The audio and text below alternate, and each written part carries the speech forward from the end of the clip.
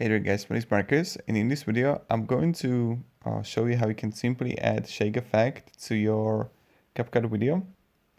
So let's say I have the building a house here, and I would just simply click add effect. So you go back, effects, and you're gonna be in basic. You need to be in basic, and then you need to scroll down below, and now you see you have camera shake right here where I have my pointer, or you're gonna shake.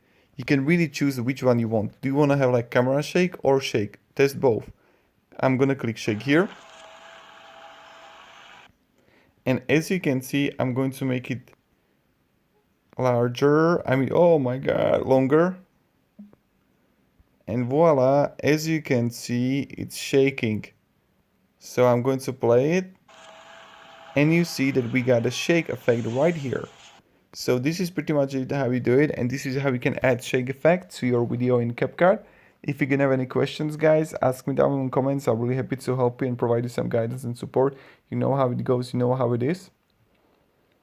And yeah, thank you very much, and have a great day, and goodbye. See ya. And again, if you enjoyed this, subscribe, like, and also write down below in the comments that it helped you, so other people can also be here and see that it's helpful.